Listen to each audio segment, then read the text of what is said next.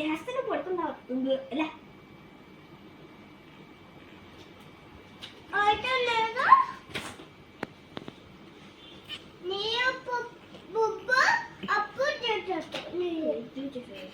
ఇంకేనా వచ్చాను కదా మీకు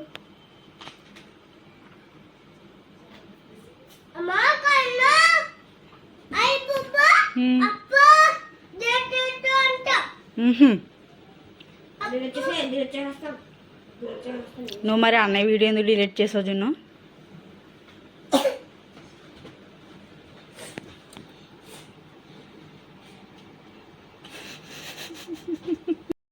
హాయ్ ఎవ్రీవన్. ఇక్కడ మా పిల్లలు డిస్కషన్ ఏమనుకుంటున్నారు, మొబైల్లో కొన్ని వీడియోస్ డౌన్లోడ్ చేసుకున్నారు. ఎందుకో మా చిన్నబాబుకి కోపం వచ్చి వాళ్ళ అన్నయ్య వీడియోస్ డిలీట్ చేస్తాడు. అంటే వాళ్ళ అన్నయ్య చూసే వీడియోస్ వేరుంటాయి, మా చిన్నోడు మా జున్ను చూసే వీడియోస్ వేరుగా ఉంటాయి.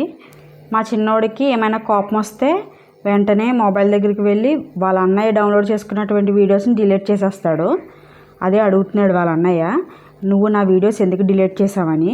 వీడి సమాధానం చూడండి. డైరెక్ట్గా ఇంటర్నెట్ యాక్సెస్ మా పిల్లలకు ఉండదండి, ఓన్లీ డౌన్లోడెడ్ వీడియోస్ మాత్రమే చూడాలి. అది నా కండిషను. అది కూడా సాటర్డే సండే మాత్రమే. వీక్డేస్లో మ్యాక్సిమం మొబైల్ అయితే అస్సలు ఇవ్వనండి, వీకెండ్స్లో మాత్రమే చూస్తారు. అది కూడా ఇంటర్నెట్ ఆన్ చేసి కాదు, వాళ్ళకి నచ్చినవి స్టోరీస్ లాంటివి డౌన్లోడ్ చేసుకుని అవి మాత్రమే చూడాలి. మా కన్నబాబు అయితే స్టోరీసే వింటాడు. మా జున్ను అయితే లారీలు, ట్రాక్టర్లు, ఇసుకెత్తేవి, ఇసుక లోడ్ చేసేవి, ఇలాంటి వీడియోస్ చూస్తూ ఉంటాడు. ఇద్దరు ఉన్నంతసేపు బాగానే ఉంటారు. తర్వాత మాత్రం ఎక్కడైనా కొంచెం డిస్టర్బెన్స్ స్టార్ట్ అయితే ఇంక అసలు కథ స్టార్ట్ అవుతుంది. వీకెండ్స్లో ఇంకా మా ఇంటి పరిస్థితి ఇలానే ఉంటుందండి. అన్నీ ఆటలాడి ఎక్కడ వదిలేస్తారు. మ్యాక్సిమం మా పిల్లలే సర్దేసుకుంటారు. ఆటలన్నీ అయిన తర్వాత ఎవరి టాయ్స్ వాళ్ళు సర్దుకుంటారు. ఇంకా పిల్లలిద్దరూ భోజనం చేసిన తర్వాత పడుకున్నారు. ఇంకా సరే నేను ఖాళీగా ఉన్నాను కదా, నేను చదువుతున్నాను, లేకపోతే వాళ్ళ చేత సర్దిస్తాను. మీరు అనుకోవచ్చు అదేంటి చిన్నపిల్లల చేత చేయించడం పని అని. కానీ పిల్లలకి వాళ్ళ వస్తువుల మీద వాళ్ళకి బాధ్యత ఉండాలండి చిన్నప్పటి నుంచి కూడా. ఇలా మనం ఫస్ట్ నుంచి నేర్పించడం వల్ల ఆ వస్తువు మీద వాళ్ళకి కొంచెం రెస్పెక్ట్ పెరుగుతుంది. ఓకే ఇది నాది, నేను జాగ్రత్త పెట్టుకోవాలి అన్న విషయం తెలుస్తుంది. ఇప్పుడు చిన్నప్పుడు బొమ్మలు జాగ్రత్త పెడితే కొంచెం పెద్ద అయ్యాక వాల్యుబుల్ థింగ్స్ జాగ్రత్త పెట్టడం అలవాటు అవుతుంది. లేకుంటే డైరెక్ట్గా పెద్ద అయిన తర్వాత వీడికి అసలు వాల్యూ లేదు, వాల్యుబుల్ ఐటమ్స్ జాగ్రత్త పెట్టుకోవడం తెలియదు అంటే తెలియదండి. అది చిన్నప్పటి నుంచి తెలియాలి.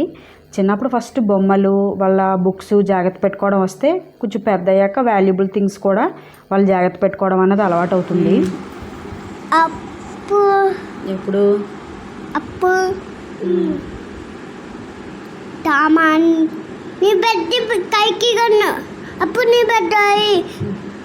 తామని ఆట ఆటు ఇది అప్పు తామని ఇంటి పప్పు అప్పు గోరుపింది నాకు గోరి రూపాయిందా నీకు? అప్పు గోరు అంత చెప్పు పెయిన్ వచ్చిందా నీకు అప్పుడు? అప్పు అది అన్నయ్యకేమో కదా అలాగా గోరు మీద దెబ్బ తగిలింది, అన్నయ్యకేమో అనుకుంటున్నాను నేను. నీకా? కన్నా అయితే పెద్ద కైకి కన్నా అక్క కన్నా కైకి పప్పింది అప్పు కన్నా బుకాయి తుప్పు తీసి అన్ను గోరు ఊపింది అయ్యన్ను అలా అన్నాడా? అయ్యయ్యో అలా అన్నాడా? నీళ్ళు ఊడిపోయిందా కన్నాకి?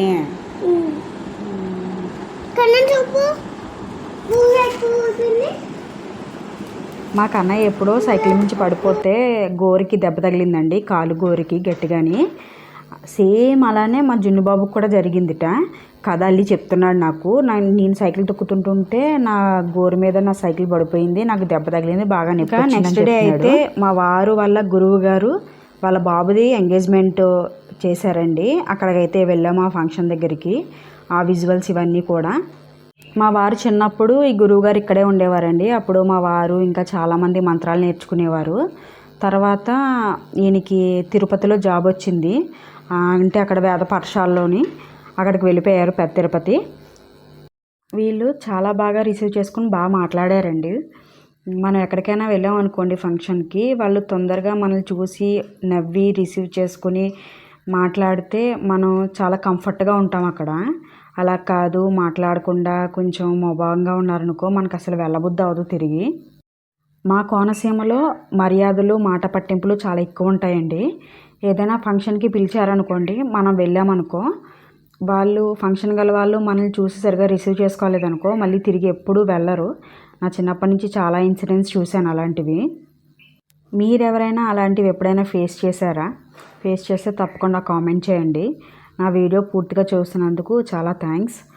నా ఛానల్లో వీడియోస్ మీకు నచ్చుతున్నట్లయితే లైక్ చేసి, కామెంట్ చేసి, అలాగే నా ఛానల్ సబ్స్క్రైబ్ చేసుకోండి. Thank you for the watching this video.